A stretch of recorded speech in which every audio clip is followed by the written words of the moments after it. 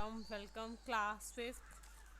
आज हम ग्रामर का फोर्थ चैप्टर वाक्य यानी कि सेंटेंस के बारे में पढ़ेंगे कि सेंटेंस होता क्या है, वाक्य कैसे बनते हैं। आइए शुरू करते हैं।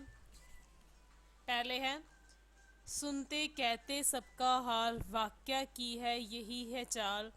शंका इच्छा आशीर्वाद आता प्रश्न या मन के भाव। सरल संयुक्त और मिश्रित होकर बात बताते तीनों काल। अर्थात वाक्य यानी कि तीन प्रकार के होते हैं, सरल संयुक्त और मिश्रित। सरल यानी कि बिल्कुल सिंपल साधारण वाक्य।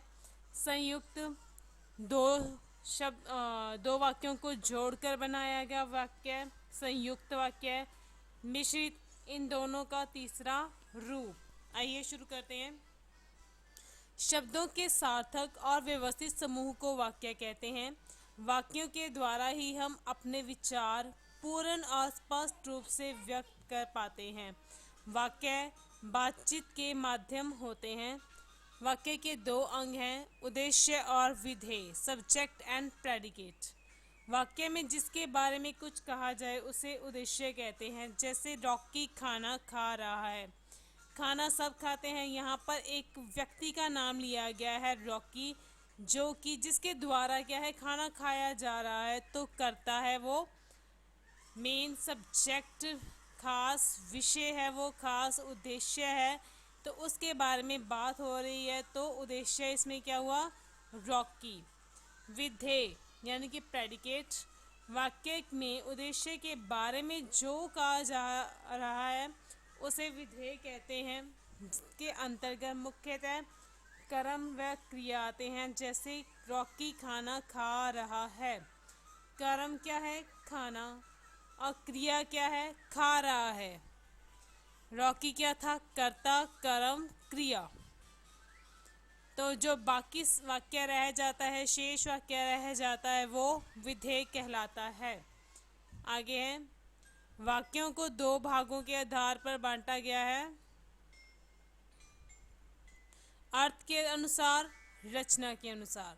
अर्थ के आधार पर जो वाक्य हैं वो 8 प्रकार के होते हैं। विधानवाचक, निषेधवाचक, प्रश्नवाचक, आज्ञावाचक, इच्छावाचक, संदेहवाचक, संकेतवाचक, विस्मयादिवाचक। पहला है विधान यानी कि assertive sentence, negative, question, order, संदेह, संकेत यानी कि सिंबल, विस्मयादि यानी कि एक्सक्लामेटरी, ये विश, इस तरह से आएगा। सबसे पहले है विधानवाचक वाक्य। जिस वाक्यों का प्रयोजन कोई सूचना देना होता है उन्हें विधानवाचक वाक्य कहते हैं। ये वाक्य किसी व्यक्ति वस्तु स्थान के बारे में कोई जानकारी देते हैं। जैसे पृथ्वी गोल है, मैं कल बीमार थी। निषेध जिसमें नहीं, जिन वाक्यों में किसी काम के न होने और न कर पाने का पता चले उसे निषेधवाचक वाक्य कहते हैं। जिसमें न, नहीं, मत इस तरह के शब्दों का प्रयोग हो उन्हें निषेधवाचक वाक्य कहते हैं। आगे है प्रश्नवाचक।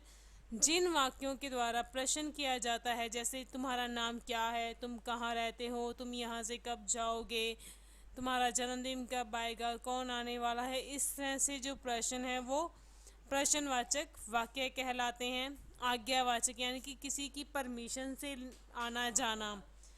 जिन वाक्यों में आदेश, निर्देश, आज्ञा, अनुमति, निवेदन, प्रार्थना आदि का भाव होता है उन्हें भाववाचक आज्ञावाचक वाक्य कहते हैं। जैसे तुम यहाँ पर बैठ जाओ, इस तरह से। इच्छावाचक, जिन वाक्यों से बोलने की इच्छा, सुझाव, आशीर्वाद या शुभकामनाओं आदि का पता चलता है उन्हें इच्छावाचक वाक्य कहते हैं। जैसे भगवान तुम्हारी आयु लंबी करे, चलो कुछ तुम खा लो, इस तरह। आगे है संदेहवाचक।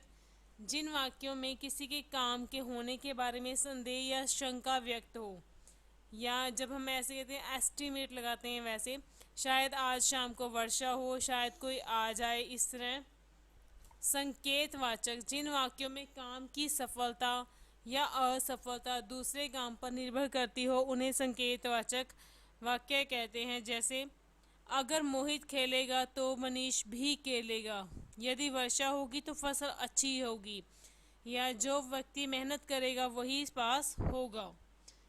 विस्मयादि बोधक वाक्य, विस्मयादि वाचक वाक्य कि जो वाक्य भाव जैसे सुख, दुख, हर्ष, खुशी, उल्लास आदि ये भाव प्रकट करते हैं उन्हें विस्मयादि वाचक चिन्ह वाक्य कहते हैं। जैसे अरे तुम कब आए, ओह यह क्या हो गया, उफ, इस तरह से। आगे है रचना के आधार पर तीन वाक्य तीन प्रकार के होते हैं, सरल, संयुक्त और मिश्रित।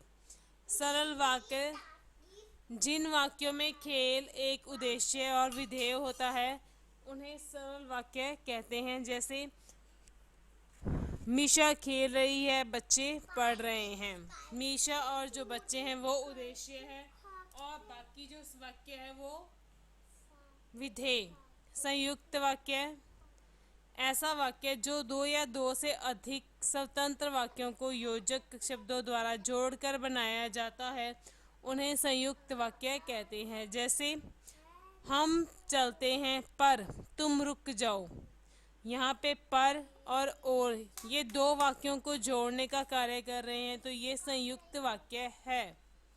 आगे है मिश्रित, ऐसा वाक्य जिसमें एक प्रधान वाक्य से एक या एक से अधिक आश्रित वाक्य जोड़ दिए जाएं उन्हें मिश्रित वाक्य कहते हैं। जैसे मैंने सुना है कि रोहन घर पहुंच गया है।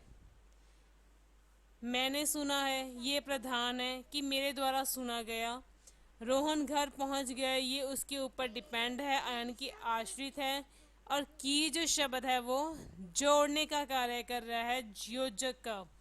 तो इसमें मैंने सुना है प्रधान वाक्य है, जब बाकी है और उस पर आश्रित हैं तो ये मिश्रित वाक्य है। Thank you.